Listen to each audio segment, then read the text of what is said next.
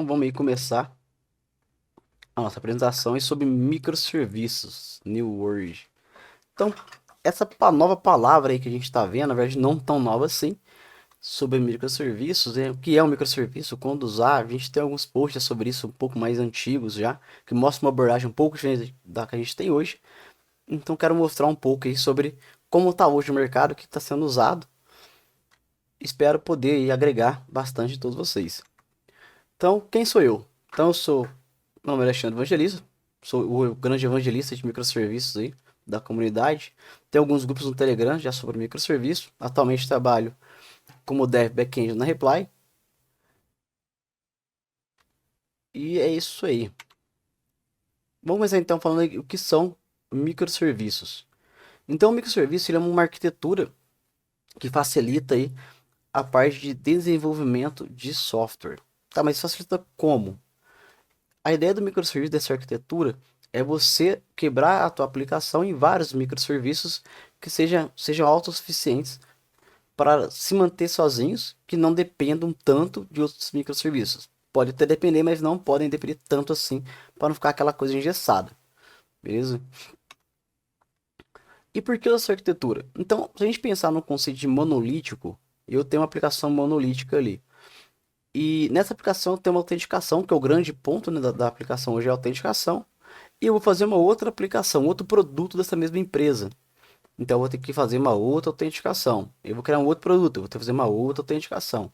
Então o reaproveitamento de código é muito pequeno. E mesmo se eu for fazer uma aplicação em linguagens diferentes, eu vou ter que implementar essa autenticação em outras linguagens também. Então o microserviço já dá uma vantagem para a gente sobre isso. Eu posso ter um serviço em uma determinada linguagem só para autenticação. E esse cara eu posso usar em outras aplicações também que são feitas em outras linguagens. Então isso, a gente tem um reaproveitamento de código muito grande. Eu não fico preso a uma única linguagem, eu não fico preso a ter que refazer o mesmo código várias vezes. Então isso é algo bem bacana, a gente não encontra no monolítico, ok?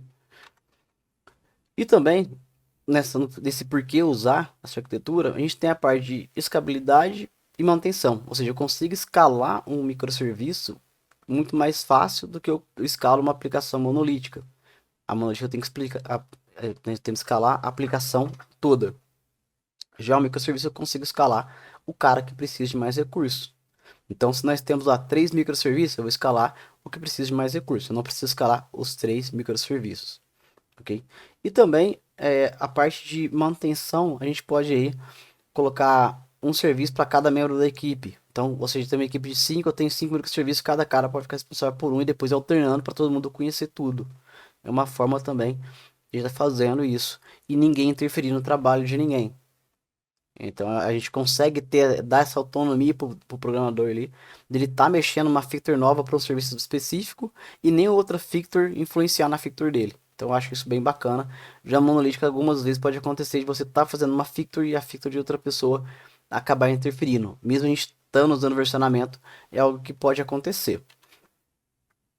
O microserviço ele não tem endpoint. Poxa, como assim não tem endpoint, cara? A ideia é a gente ter microserviços aí, a gente tem o API Gate, que já vai daqui a pouco. Esse cara é onde centraliza as requisições e dali para frente é só mensageria. Tá, eu posso HTTP? Pode, é um país livre, né? Então a gente pode usar. Porém, eu não recomendo por questão de performance. O API Gateway, que a gente estava falando no slide passado, então ele é a chave ali de todo, ele é o endpoint de todas as requisições. Então, todas as requisições que eu vou ter, eu vou fazer o endpoint nesse cara e ele vai chamar o broker que vai repassar aí o que é para ser feito, tá? Então ele é muito simples, aqui é um exemplo com pouca, que talvez poucas pessoas conhecem, né? Ele é uma lib, né? Comparada com o Express, mais simples, mais rápida para esse tipo de coisa e é bem interessante a gente usar ele até para ver o quanto mais eficiente ele é. Então aqui um gateway com ele, eu pude estar usando o Express sem problema nenhum.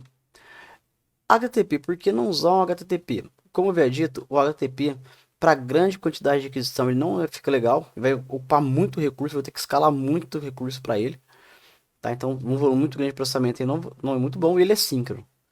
Então eu não consigo fazer um HTTP assíncrono, né? Porque ele sempre vai ter que dar ali uma resposta para mim, um status daquela requisição.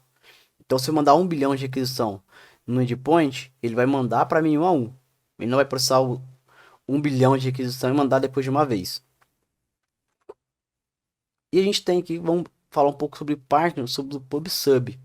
Como a gente usa muito mensageria, esse é uma forma mais fácil de a gente implementar. Existem outras formas, é claro que existem outras formas, mas essa é a mais usada.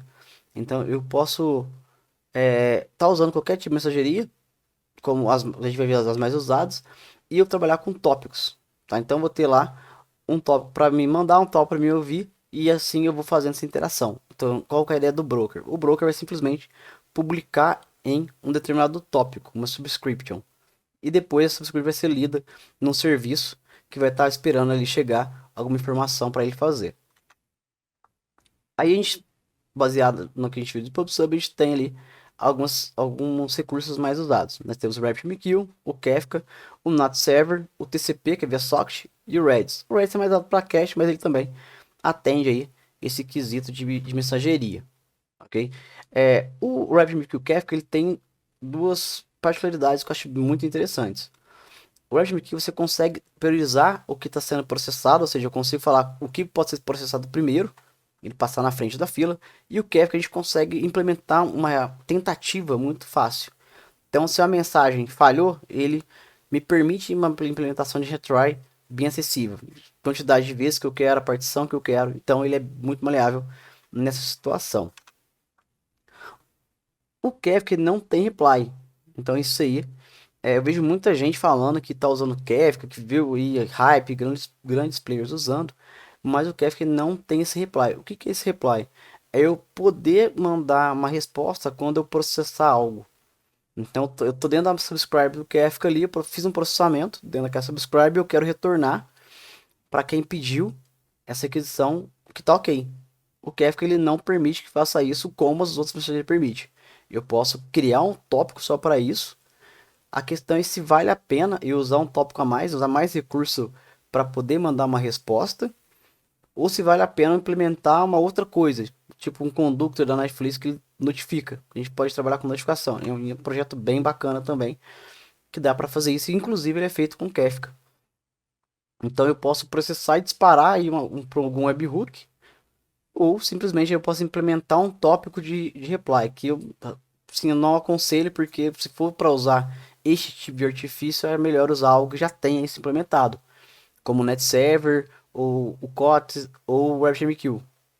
Então, sim, o Kafka ele realmente ele tem essa retentativa muito fácil. Se for para criar uma aplicação onde eu tenha que implementar um retry, tá, vou usar o Kafka. Eu tenho que criar uma aplicação onde eu tenho que ter prioridade na fila, eu vou usar o RabbitMQ. E vou criar uma aplicação onde eu preciso ter um retorno, ali, uma notificação, algo mais simples, eu posso usar um NES Server ou um TCP. Então acho que tudo depende do cenário. Não tem bala de prata, não vai ter algo que vai atender tudo. Mas nesse quesito de reply, o Kafka realmente deixa a desejar. Vamos ver aí um pouco dos frameworks que estão hoje no mercado, tá? Então, isso aqui é alguns frameworks que eu já vi, que eu já trabalhei, que eu já usei, e alguns aí que não trabalhei tanto assim como o Seneca. Então, a gente tem o Nest, que é um framework hoje muito usado em aplicação monolítica. O pessoal agora está vindo para microserviços com ele. Talvez não da maneira que ele foi idealizado para ser, mas o pessoal está vindo. Tem um Seneca, que é um produto, um projeto assim, não tão novo, né? Ele já tem algum tempo, mas ele não está ainda tão acessível que para gente no Brasil, né? Não tem muita gente falando sobre ele, tanto ele como o Molecular, que já são frameworks focados para microserviço. Então, eu quero algo simples, fácil e rápido. Eu vou optar por algo que foi feito para aquilo, tá? Sobre o Nest aqui na parte de microserviço. Ele é interessante porque ele é com TypeScript. Então, tá, tem muita gente que gosta de trabalhar com TypeScript, acho bacana, então ele permite isso. A documentação dele sobre microserviço não é tão ampla como a dos outros frameworks que são focados para isso. Ela tem uma seção de microserviço, mas ela não deixa muito explícito alguns pontos ali, né? Como fazer um deploy de vários microserviços separados, né? O pessoal usa muito junto e faz subir uma aplicação só com 4, 5 microserviços, em vez de fazer cada uma aplicação separada, um deploy separado. Quando eu digo deploy, é literalmente deploy, tá? Não é só simplesmente separar o source, só o source ali na hora do deploy, não. É literalmente o projeto tá separado.